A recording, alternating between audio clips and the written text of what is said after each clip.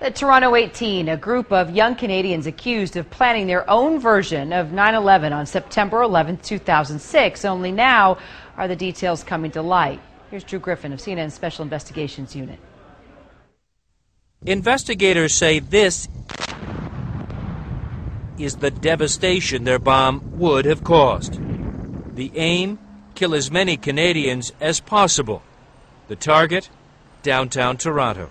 3 buildings, 3 bombs, all right here in the heart of downtown Toronto, and all to go off almost simultaneously using one cell phone. It would have been that same phone. Probably would have been 3 different numbers, and so the time it takes to dial 3 numbers.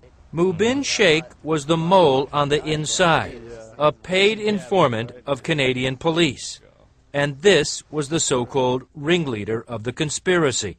His name is Zakaria Amara, seen here on police evidence tape, testing a cell phone-triggered detonator. He wanted to do it around 9/11. He wanted it to have the maximum effect on the Canadian psyche and the public psyche. And that is where the strength of terrorism lies.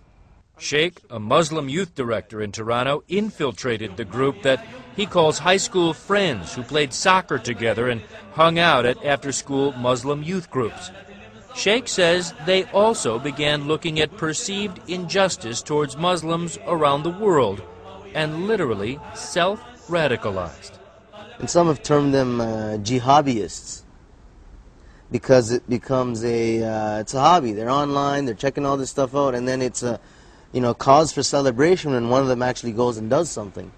For Toronto's police chief, Bill Blair, how this plot started and then became more serious is the new and growing threat of terror. It's one thing to keep a threat outside your borders. It's another to realize that that threat can germinate and grow inside your borders and inside your own communities. What prevented catastrophe 3 years ago was inside information, allowing Sheikh to penetrate the group, actually going on these training missions.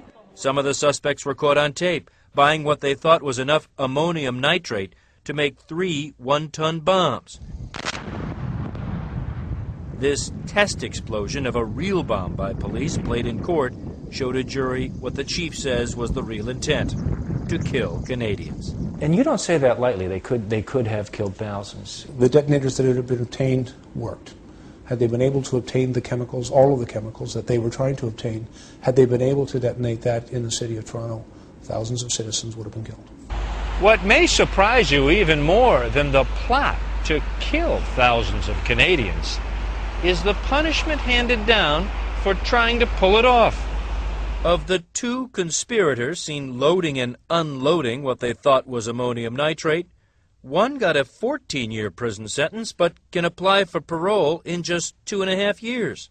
The other will be sentenced in January. Zakaria Amara, the mastermind who was fine-tuning his cell phone triggers, has pled guilty and faces a sentence next month of up to life in prison, but in Canada, life means 25 years, with a possibility for parole after serving just 15.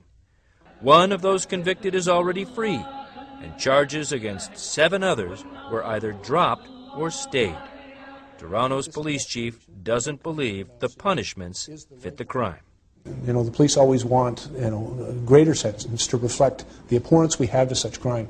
I think this is a very real plot. Had they been successful, they could have killed thousands of citizens in the city. Now many are back on the streets with no guarantees for the future. All right, so 2 questions. Why such light sentences? I mean, we're talking about thousands of people potentially. And these people thought they were going to pull it off. One problem is, well, not a problem, but there's